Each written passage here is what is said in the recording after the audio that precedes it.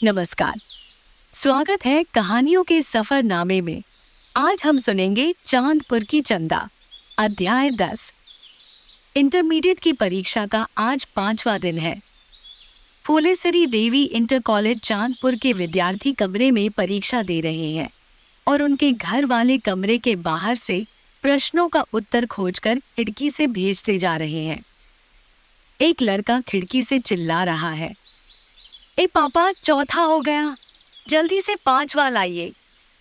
उधर बगल वाली खिड़की से आवाज आ रही है, ए फूफा, तीसरा छूट रहा है।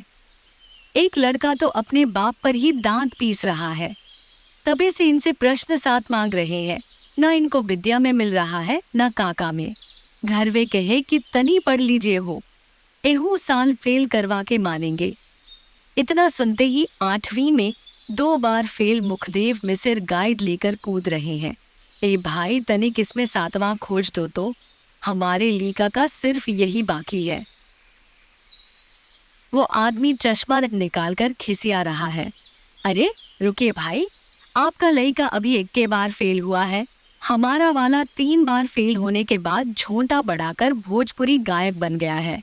बहुत देवता पीतर की भकौती के बाद तो इस साल फार्म भरा है। बताइए ना, उसका हम नकल करवाएं कि आपका करवाएं। ये दुख सुनने के बाद मुखदेव मिसिर का मुंह चौथा जैसा सूख रहा है। इधर इसी स्कूल से इंटर पास कर चुके 4-5 लड़के इस अंदाज में गाइड और सीरीज से उत्तर निकाल रहे हैं, मानो ताश खेलने बैठे हो। उत्तर मिल जाने के बाद प्रदीप वा की खुशी का ठिकाना नहीं है। भाई, न इसे दे दो, गुड्डी जी को यही जीवनी लिखना है। भाई, न हमारे जीवन का सवाल है, ई मोहब्बत का सवाल है। आंखी क्रिया। इतनी याचना के बाद एक लड़के को दया आ रही। अच्छा भाई, ले जाओ, गुड्डी जी से कह देना हम खोजे हैं। प्रदीप वा खिड़की पर चढ़ के कॉपी लिख रही गुड्डी जी को बुला रहा है। ए साली जी, अरे सुन रही है? ए साली जी, 8वां हुआ। गुड्डी जी बेचारी वहीं से बैठे बैठे ना की मुद्रा में सिर हिला रही है। प्रदीप वा की बांधें खिल रही हैं। लीजिए, हमारे पास है, लीजिए, जल्दी करिए। गुड्डी जी शर्माते हुए खिड़की पर आ गई हैं। बेचारी करें भी तो क्या करें? सुकारी जीजा को तो दिन रात इंजेक्शन लगाने से ही फुर्सत नहीं है, बस नाम भर के जीजा है।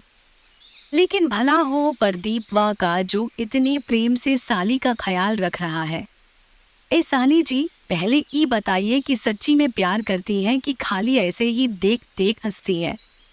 हम 3 दिन से आज भी सूत नहीं पाए हैं। हमारा सब मोहब्बत भोर में जियान हो रहा है। लीजिए। ये सुनकर गुड्डी जी खिड़की पर शांत खड़ी हैं। बड़ा धर्म संकट है जी। समझ में नहीं आ रहा है कि इंटर की परीक्षा में पास हो जाए या प्रदीप वा के प्यार में फेल हो जाए। इधर प्रदीप वा का धैर्य टूट रहा। अरे एक बार तो बोल दीजिए ना, एक गुड्डी जी, कम से कम हम मोहब्बत के इम्तिहान में पास तो हो जाएं। अब गुड्डी जी के मासूम से चेहरे पर हवाइयां उड़ने लगी हैं।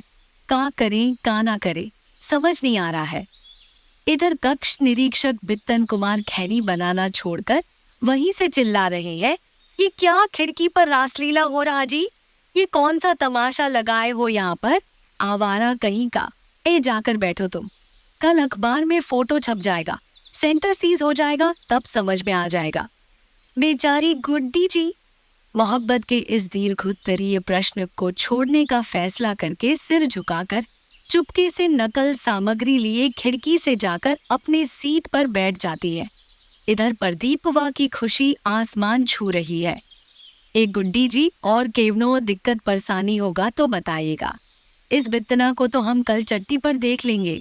प्रिंसिपल साहब राम भरोसे जी मेरे मामा के सगे सार है, डर कवना बात के। उधर कमरा नंबर 2 का माहौल इसलिए गर्म हो गया है कि एक कक्ष निरीक्षक ने रेवती के बाबू साहब के हाथ से गाइड छीन लिया है। बाबू साहब के सगे पापा को गेट के बाहर ये बात मालूम हो गई है। वो लाठी लेकर मूंछ गरम कर रहे हैं। कवन मास्टर सारे के इतना हिम्मत है जो हमारे लड़का को नकल करने नहीं दे रहा। निकल, आज टांग तोड़ते हैं। इधर एक कमरे में गुटखा खा रहे दो लड़के तो सिर्फ इसलिए परेशान हैं कि एक कक्ष निरीक्षक की ड्यूटी कर रहे मास्टर साहब सिर्फ अपनी सरहज का नकल करवा रहे हैं और बाकी लड़कों के हाथ से गाइड छीन ले रहे हैं। तब तक उसी कमरे से एक लड़का चिल्लाता है, ए मास्टर साहब तनिक खैनी बनाइए, ऐसा प्रश्न आयल है कि मन वे उन जायल है। मास्टर साहब खैनी बना रहे हैं। उधर एक कोने में दो परीक्षार्थी मुंह लटकाकर बैठे हैं। उनको देखकर लगता है कि इनका इस दुनिया में कोई नहीं है। समझ में नहीं आ रहा है कि ये लोग मेला घूमने आए हैं कि परीक्षा देने। एक गुटखा चबा रहा परीक्षार्थी उनसे पूछता है, काहे बैठे हो जी आप लोग, गाइड खोलकर लिखिए। इतना नकल का सुविधा पूरा दुनिया में कहीं नहीं मिलेगा। बैठे हुए लड़के मुंह में पान घुलाते हुए मंद मंद मुस्कुराते हैं। उनके बगल में बैठा एक दूसरा लड़का बताता है, यार तुम अपने काम पर ध्यान दो, ये लोग मैनेजर साहब के कैंडिडेट हैं, हरियाणा, राजस्थान, आसाम, बंगाल से आए हैं। इनको तो बस बैठकर टाइम पास करना है। इनकी असली कॉपी तो कार्यालय में लिखी जा रही है। लीजिए, अचानक परीक्षा सेंटर पर हल्ला होने लगा। पता चल रहा है कि सचल नकल रोधी दस्ता यानी उड़ा का दल चेकिंग करने आ गया। परीक्षा केंद्र के बाहर पुलिस का सायरन गूंज उठा। हर क्लासरूम में भगदड़ का माहौल हो गया है। कक्ष निरीक्षक चिल्ला रहे हैं, फेंको फेंको। डीएम और एसपी दोनों आए हैं। इस बार जो पकड़ा गया उसको जेल से मुलायम सिंह के नाना भी नहीं निकलवा सकते हैं। तब तक अचानक 4-5 लोगों का दल एक कमरे में धावा बोलता है और नकल कर रहे हर परीक्षार्थी से गाइड छीन लेता है। ए निकालो निकालो, फेंको फेंको, ए वहां से उठो, ओए अंडरवियर से निकालो, ए मुंह में क्या रखे हो जी? गुटखा खाए हैं सर, तो जाकर मुंह साफ करो, नहीं तो सारा सेंटर साफ हो जाएगा। लड़का जल्दी जल्दी में खिड़की से गुटखा थूक रहा है। उधर पूरे सेंटर के कक्ष निरीक्षक और रनिंग गार्ड सबको समझा रहे हैं, देखिए सब लोग गाइड फेंककर अपने अपने जगह पर सीधा बैठ जाए। जितना आ रहा है उतना लिखें, नकल एकदम न करे। सारे लड़के गाइड फेंककर सीधा हो जाते हैं। तब तक मैनेजर साहब के पुत्र डब्लू नेता और प्रिंसिपल रामब्रोसे जी हड़ी पटकते हुए पूछ रहे हैं, इस कमरे में कौन कौन सुविधा शुल्क नहीं दिया है जी? जो नहीं दिया है उसको तुरंत दूसरे कमरे में बिठाया जाएगा। इस सवाल पर सब चुप हैं। कमरे में एकदम शांति छा गई है। कुछ परीक्षार्थी क्या बोले समझ नहीं पा रहे हैं। एक दूसरे मास्टर साहब टहलते हुए सूचना दे रहे हैं, देखिए आप लोगों से बार बार कहा जा रहा है कि नकल करने की जब इतनी सुविधा दी गई है तो इसके लिए सुविधा शुल्क देना ही पड़ेगा। लेकिन बार बार आप लोग सुविधा शुल्क देने में आनाकानी कर रहे हैं। अगर यही हाल रहा तो मैनेजमेंट को कोई कड़ा डिसीजन लेना पड़ेगा। डब्लू नेता ने जोश में एक लड़के का कॉलर पकड़कर खड़ा कर दिया है। इस कमरे में किस किस का सुविधा शुल्क बाकी है जी? ए बित्तन जी, सबका गाइड छीनो और पॉकेट चेक करो, ये लोग ऐसे नहीं मानेंगे।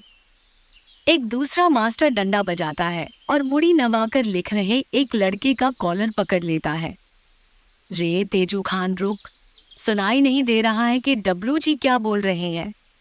इधर एक लड़का गुटखा को मुंह में शिफ्ट करके टोकता है, ए माट साहेब, जो लड़के सुविधा शुल्क दे दिए हैं उनको तो ना नकल मारने दीजिए, उनके हाथ से काहे गाइड छीना जा रहा है, बताइए। मास्टर साहब ने आवाज की ऊंचाई को बढ़ा दिया है, चुप रहो, सब लोग कान खोलकर सुन लो। आज हिंदी में नकल करने दे रहे हैं, अभी मैथ और फिजिक्स सब बाकी है। सोच लेना तुम लोग उस दिन क्या होगा, जूता मोजा तक पहनकर नहीं आने देंगे। प्रिंसिपल साहब रामब्रोसे जी अलग ही हाँफ रहे हैं, मानो आज सुविधा शुल्क वसूली का टारगेट पूरा नहीं कर पाएंगे। कौन इस कमरे में ड्यूटी कर रहा जी? जी सर, हम हैं। वित्तन, आप सेंटर सीज करवाएंगे क्या वित्तन जी? देख रहे हैं सिगरेट कौन फेंका है इसमें। जिस लड़के के बगल में सिगरेट का टुकड़ा है वो डर जाता है। सर जी, हम नहीं है, हम तो सिर्फ गुल लगाते हैं। इधर छड़ी चमकाने वाले मास्टर से एक लड़की कह रही है, ए मौसा जी, 7वां नहीं हुआ है, कहीं से भेजवा दीजिए ना। मौसा जी होठों पर उंगली रखकर इशारों में समझा रहे हैं। शांति शांति, इन सबको चले जाने दो, बस कुछ मिनट की बात है। डब्लू नेताजी के नेतृत्व में वसूली गैंग अब दूसरे कमरे में चला गया है। इस कमरे का माहौल जरा सामान्य हुआ है, जिसके कारण समूचे वसूली गैंग की माँ बहन का तेज तेज स्मरण किया जा रहा है। कुछ परीक्षार्थी मुड़ी नवाकर फिर से गाइड में उत्तर खोज रहे हैं। इधर कक्ष निरीक्षक बोल रहे हैं, बस 25 मिनट टाइम है, जल्दी जल्दी बाकी प्रश्न करिए, जिनका हो गया है वो रिवीजन करें। उधर कोने में बैठे दो परीक्षार्थियों में बहस चल रही है। यार, तुलसीदास महाभारत में थे कि रामायण में? दूसरा समझदार लड़का चुप करा रहा। पागले हो का जी, रामायण और महाभारत दोनों लिख दो, आधा नंबर तो आराम से मिलेगा। इधर पिंकी के हाथ रॉकेट की तरह चले जाते हैं। आंखें बार बार आसमान की तरफ देखती है और फिर कॉपी पर गड़ जाती है। इतनी एकाग्रता, इतनी प्रतिबद्धता कि आसपास बैठे सारे परीक्षार्थी परेशान हैं। लेकिन पिंकी इन सब से एकदम बेखबर होकर दीप शिखा की व्याख्या करने के बाद महादेवी जी की जीवनी लिख रही है। जीवनी लिखने के बाद उनका एक चित्र भी बना दिया है, वैसी ही साड़ी, वैसा ही चश्मा। उधर दूसरे कोने में बैठे मंटू का बुरा हाल है। बेचारे को लव लेटर लिखने के अलावा और कुछ लिखने की आदत तो है नहीं। पिंकी से पढ़ाई करने की इतनी सारी हिदायत के बाद भी इसे बी कॉपी में आते आते उसकी हालत खराब हो गई है। वो बार बार कोने से झांक कर पिंकी को देख लेता है। पिंकी भी जब तब कनखी से मंटू को देख लेती है, तब तक दोनों की नजरें टकरा जाती हैं। पिंकी की आंखें शर्म के मारे उठ नहीं रही हैं, मानो कितनी बड़ी गलती पकड़ ली गई हो। इतने में एक कागज का टुकड़ा आकर पिंकी के आगे गिर जाता है। पिंकी देख रही है, पगले ने कुछ पूछा है। एक करेजा उपमा अलंकार की परिभाषा उदाहरण सहित लिखकर फेंक दो ना, तुम्हारी कसम, बस एक यही प्रश्न छूट रहा है। पिंकी ने उसी कागज पर उत्तर लिखकर फेंक दिया है और मन ही मन मंटू की इस शैतानी पर मुस्कुरा रही है। तब तक एक मास्टर साहब इस फेंका फेंकी को देख लेते हैं। ए लड़के, क्या फेंक रहे हो जी? तब से देख रहे हैं कि बेचैनी नहीं जा रहा है तुम्हारा। शांति से मुड़ी गाड़ कर क्यों नहीं लिख रहे हो? 20 मिनट है, बस 20 मिनट। मंटू सिर नवाकर उपमा अलंकार का उदाहरण देखता है। उदाहरण के आगे पिंकी ने लिखा है, मुख चांद सा सुंदर है। यहाँ मुख की उपमा चांद से दी गई है। हाय, मंटू उपमा अलंकार का उदाहरण देखकर सुलग रहा है। सांस कहाँ से आ रही और कहाँ जा रही है, कुछ समझ नहीं आ रहा है। मन में कहता है, बाप रे, ये उदाहरण है जी, ये न देबू का हो चांदपुर की चंदा। मन तो कर रहा कि उदाहरण के नीचे वो गनवा लिखते, चांद तारे फूल शबनम, तुमसे अच्छा कौन है। लेकिन नहीं, कॉपी चेक करने वाला मास्टर बहुत हरामी होता है। सब गाना पढ़कर फेल कर देगा। लेकिन फेल हो या पास, सब मिलाकर मंटू को आज पहली बार परीक्षा देना, पढ़ना और लिखना अच्छा लग रहा है। पहली बार उसे मन कर रहा कि काश दिन भर रात भर ऐसी ही परीक्षा होती रहे, ऐसे ही पढ़ाई चलती रहे और हमेशा पिंकी आंखों के सामने रहे तो कितना अच्छा हो। लीजिए, तब तक घंटी लग गई। कॉपियां छीनी जा रही हैं। कुछ लड़के आंख मल रहे हैं। हरियाणा, दिल्ली, राजस्थान वाले लड़कों को जमाए आ रही है। उधर कार्यालय के सामने डब्लू नेता नोट गिनते हुए प्रिंसिपल साहब को डांट रहे हैं। बहुत कम कलेक्शन हो रहा है, कल से किसी तरह व्यवस्था टाइट करिए, वरना इस साल का टारगेट पूरा नहीं हो पाएगा। कम कलेक्शन सुनकर रनिंग गार्ड बने मनोहर मास्टर बित्तन पर चिल्ला रहे हैं। मात्र 15 मिनट शेष है, जल्दी करिए बित्तन जी, जल्दी। बित्तन जल्दी से कलकत्ता वाले लड़कों की तरफ जाकर पूछ रहा है, और दादा क्या हाल, मजा है ना? पांचों लड़के जम्हाई लेते हुए मुस्कुरा रहे हैं। सब ठीक बित्तन दा, एक पान हो तो खिलाइए ना, बैठे बैठे मिजाज गड़बड़ा गया है। तब तक एक दूसरा लड़का पूछ रहा है, दादा ऐसा लग रहा है कि सब लड़का लोग परीक्षा देने नहीं पिकनिक मनाने आया है। बित्तन पान देते हुए मुस्कुरा रहा है। अरे भाई, पिकनिक ही समझिए। सुविधा शुल्क टाइट है तो सब सुविधा है। लीजिए। उधर मंटू को असुविधा हो रही है। इतना जल्दी 3 घंटा कैसे हो गया जी? अरे अभी तो पिंकी को मन भर देखे भी नहीं थे यार। कक्ष निरीक्षक सूचना दे रहे हैं। देखिए, अगली परीक्षा होली के बाद होगी। जो सुविधा शुल्क नहीं देगा उसे अकेले फील्ड में बैठाया जाएगा। ऐसा व्यवस्थापक श्री डब्ल्यू जी का आदेश है। मंटू के पास बैठा एक लड़का सिर नीचे करके खिसिया रहा है। फौज जी का आदेश हमारे इस पर। गुटखा खाने का पैसा तो है नहीं, इनको हम सुविधा शुल्क दे दें, अलग बैठा देंगे तो उसी दिन इतना बम मारेंगे कि सारी प्रिंसिपलई और मैनेजरई भीतर घुस जाएगी। मंटू उसे समझा रहा है। ए भाई, गंदा बात नहीं। डब्ल्यू जी चांदपुर के प्रधान बनने वाले हैं, इज्जत करो इज्जत। लीजिए। इसी हो हल्ला के बीच घड़ी ने शाम के 5 बजा दी। फाइनल घंटी बज गई। आज की परीक्षा समाप्त हो गई। सारे परीक्षार्थी अब घर जा रहे हैं।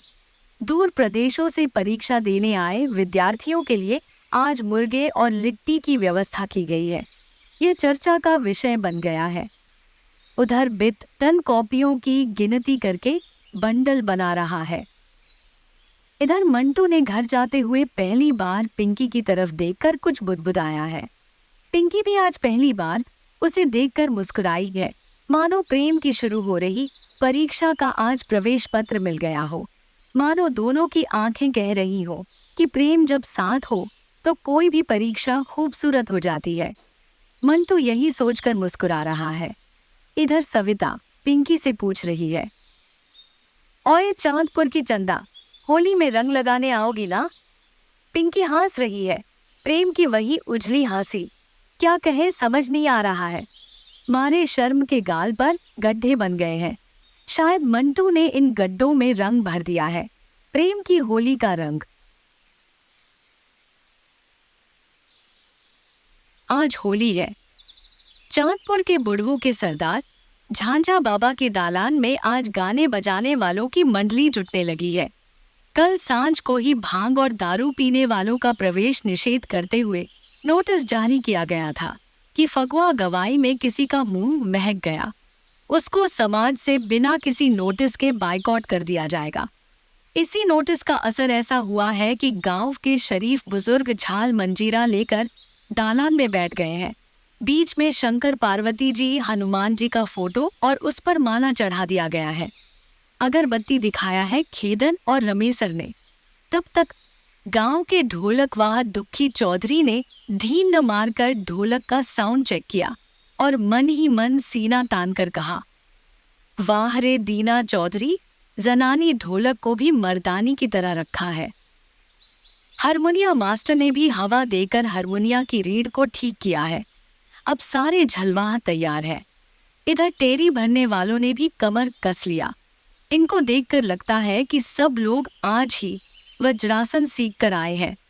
तब तक झांझा बाबा ने चिलम में गांजा चढ़ाकर शिव जी के सामने रखकर दोनों बान्ह को ऊपर उठा दिया है। बोली बोली शंकर भगवान की जय, बोली बोली काली मैया की जय, सरजू माई की जय। तक धीं धा धा धा, तक धीं धा धा धा। हारमोनिया मास्टर ने धुन बजा दिया है। ढोलक वाह दुख ने एक जोर से तिहाई मारा है। झांझा बाबा के मुंह से निकल गया, शिव शंकर खेले फाग, जोगिन संग लिए। दुखी ढोलक वाह ने झट से ताल दीप चंदी शुरू कर दिया। धा धी धा धा धी। कोरस गाने वाले तार सप्तक पर जाकर कोरस देने लगे। तक धी धा धा धा। संगलिए हो चंगिए हो संगलिए, शिव शंकर खेले फाग, गौरा संगलिए। थोड़ी ही देर में चांदपुर की फिजाएं बुजुर्गों के इस सामूहिक अंतरनाद से गूंज उठी हैं। गांव की रग रग में एक लहर सी दौड़ रही है। साल भर कटाई दंगवाई से थका मन तरोताजा हो रहा है। सिया निकसे अवधवा के ओर होलिया खेले राम लला। वाह रे जवान वाह। झांझा बाबा सब अपना दुख भुला गए हैं। गांव के तमाम बुजुर्गों की सूनी पड़ी नाड़ियों में लोक की ऊर्जा संचरित हो रही है, जिसमें उत्तेजना नहीं एक स्थायित्व है। वही स्थायित्व जो इसी लोक की आत्मा के संगीत से पैदा हुआ है, जो काट रहा है अवचेतन में छिपे वर्षों पुराने नैराश्य को, साट रहा है बेचैनी की उगती दरारों को, छांट रहा है उदासी के घने बादलों को। झांझा बाबा कह रहे हैं, दीना चौधरी की पतो तो बड़ा जबरदस्त पुआ बनाती है ए रमेसर। कटहल की रसदार तरकारी और एक थरिया पुआ, साथ में घर का बना पापड़। ए भाई गायक लोग, पहले नाश्ता करो, पेट में अन्न रहेगा, तभी ढोलक पर हाथ चलेगा और मुंह से आवाज निकलेगी। सब लोग एक एक पुआ खा रहे हैं। बाबा बोले, आ ए भाई, कम कम खाना है। लीजिए, ये लौंडे कहाँ से आ गए जी? इनको कौन बुलाया? सत्य प्रकाश, गुड्डू, संतू, प्रदीप, मंतोष और फूंकन मिस्त्री। खीदन हाथ में पुआ लेकर पूछ रहा है, कहाँ से जी? झांझा बाबा सबका स्वागत कर रहे हैं। चांदपुर के सब लोग आ गए क्या जी? फजलुआ को बुलाकर पुआ खिलाओ कि खाली ईद में सेवई ही खाओगे? अरे उसको सुबह खिला दिए बाबा। अब तक तो दारू मारकर कहीं मुर्गा छील रहा होगा। ऐलान हुआ। भाइयों बहनों, अब सुनिए लुकारी उर्फ चिंगारी जी की आवाज में एक धड़कता फगुआ। हारमोनिया झाल वाले तैयार हैं। बलिया जनपद की आग्नेय धारा के कवि चिंगारी जी डायरी के पन्ने पलट रहे हैं। सत्य प्रकाश खिसिया रहा है, अरे गाइए महाराज, ये आकाशवाणी का गोरखपुर केंद्र नहीं है, चांदपुर है, चांदपुर। चिंगारी जी का गला बैठ गया है। यद्यपि काफी दिनों से अनवरत काव्य पाठ के कारण गले में शुष्कता आ गई है, किंतु आप लोगों से सहयोग अपेक्षित है। सत्य प्रकाश खिसियाता है, अरे गई बा यद्यपि के फूफा, रसदार फगुआ नहीं हुआ तो हम लोग चले जाएंगे। मंतोष भी खिसिया रहा है, अरे बड़ा स्लो आदमी है आप चिंगारी जी, पता ना कौन आपका नाम चिंगारी रख दिया। दुखी ढोलकवाह को अब बर्दाश्त नहीं हो रहा है, रह रहकर मुड़ी हिलाकर एक तिहाई मार देता है। झाल मंजीरे वाले भी टुना टुना देते हैं, छन छन छन्न छन्न, धा धी धा धी। गुड्डुआ को बर्दाश्त नहीं हुआ, लीजिए शुरू हो गया। न कबीसर कागा ले भागा, मोरा सया अभागा ना जागा। वाह रे गुड्डुआ जवान, ये आवाज की ताकत है। चांदपुर के हर घर के भीतर ये आवाज जा रही है, और ऐसी जा रही है कि पूरी बेल रही मनोज वो भौजी का चेहरा देखते खिल गया है। ढोलक की थाप के साथ उनका हाथ भी तेज हो रहा है। चूड़ियां खनखनाने लगी है, मानो ये चूड़ियां भी दूर बज रहे ढोलक की संगति कर रही हो। उड़ी उड़ी कागा पलंग पर बैठे। पलंग, अरे पलंग, इका होता है रे मटी लगना। जब से मनोज वो भौजी के सयान जी का ट्रांसफर सियाचिन में हुआ है, तब से तो भौजी ने पलंग की तरफ देखा तक नहीं है। सेजिया का रस ले भागा। हाय रे सेजिया, पूछो दीना की पतों से, जिसका मर्द जब से पैसा कमाने सूरत चला गया है, तब से फगुआ के दिन पुआ दूध से नहीं आंख के लोर से बनाती है। मोरा सैया अभागा ना जागा। सैया अभागा, सैया का करे। वो दिल्ली, मुंबई, फरीदाबाद, सूरत और लुधियाना की फैक्ट्री और मिलों में काम न करे तो चांदपुर में चूल्हा जलेगा। यही बेरोजगारी और पलायन तो सबसे बड़ा कागा है रे गुड्डुआ। अब गांव का असली गायक प्रदीपवा ने सुर लगा दिया है। गोरिया पत्री, जिसे लचके लवंगिया के डांड। मंटू को अब जाकर कुछ फगुआ समझ में आया है। उसमें भी बस दो ही शब्द, गोरिया और पत्री। ए चांदपुर की गोरिया, उसका मन नाच रहा है प्रेम की नान। कवि चिंगारी जी सत्य प्रकाश को समझा रहे हैं। यद्यपि उच्च कोटि का साहित्य उर्दू और खड़ी बोली में ही नहीं वरन लोक गीतों में भी होता है। उपमा तो देखिए जरा। कवि कह रहा है कि नायिका इतनी पतली है कि उसकी कमर लौंग के पेड़ की डाली जैसी लचक रही है। पास बैठे लोग सहमति में सिर हिलाते हैं। तब तक अगली लाइन प्रदीप ने गा दी है। पनवा नियर गोरी पतरी, फुलवा नियर सुकुवार हो। मंटू का हृदय पुलकित हो रहा है। फूल जैसी सुकुमार तो है ही मेरी पिंकी, एकदम सरसों और चना के फूल जैसी। अब जोगीरा हो रहा है। जोगीरा वही ना जिसको बिना सुने पगुआ सुनना बेकार जान पड़ता है। कहते हैं बैजनाथ बाबा गांव के नामी जोगीरा गायक हैं। भर फागुन गांव की भौजाइयों के वो एकमात्र देवर बन जाते हैं, क्योंकि उनके मुंह से जोगीरा सुनना राम के मुंह से राम कथा सुनने जैसा लगता है। झांझा बाबा ने आदेश दिया और बैजनाथ बाबा ने जोगीरा ललकार दिया। सारा रारा जोगीरा सारा रा रा रा। वाह भाई वाह, वाह खिलाड़ी वाह होली खेले, चारों भैया महान चारों भैया महान वाह। जोगी जी वाह, वाह खिलाड़ी वाह। डंका बजावेले वीर हनुमान, सिया रामचंद्र की जय। वाह वाह, वाह वाह ज्योरे जवानों, अद्भुत आनंद। अब उठो भाई, अब आएगा असली मजा। बिल्कुल असली मजा तो अब आएगा जब सुकारी डॉक्टर की सालीजी में डाला जाएगा। चुप रहो, गंदा बात नहीं, बड़ बुजुर्ग लोग यही है। अरे ससुर, रंग डालने की बात हो रही है। रंग? लौंडा सब सालीजी में रंग डालने के लिए बेचैन है। प्रदीपा का दिल आटा चक्की की तरह धुक धुका रहा है, लेकिन सुकारी डॉक्टर तो गायब है। कहा तो किसी के भैंस की तबीयत सही नहीं है यार, होली को भी गायब। नाना भाई, ई रंग न लगवाने का बहाना है, सत्य प्रकाश धीरे से कह रहा है। गुड्डू जी को बुलाइए, थोड़ा थोड़ा लगवा लें। सुखारी की माई गरिया रही है, आवा दोगला मट्टी लगना। गुड्डी जी इस गाली को नजरअंदाज करके खिड़की से प्रदीपा को देखकर हंस रही है, एकदम कातिल हंसी। लड़के लिहो लिहो कर रहे हैं। रे भाई, उत्तर टोला होली खेलने चलना है का? सब कह रहे हैं उस टोला में होली खेलने वाला कोई नहीं है, अबीर के समय चला जाएगा। रंग में रंगाई लड़कों की आंखों को देखकर राकेश मंटू को समझा रहा है, रंग खेलने से फेस की शाइनिंग खत्म हो जाती है, आदमी करिया हो जाता है। मंटू जब से ये शाइनिंग वाली बात सुना है तब से उदास हो गया है। सब होली का मजा खराब हो रहा है। काहे लगा दिया रे तू लोग साला, सब फेस का ग्लो खत्म हो जाएगा तो क्या मुंह दिखाएगा अपनी पिंकिया को? राकेश उसे समझा रहा है।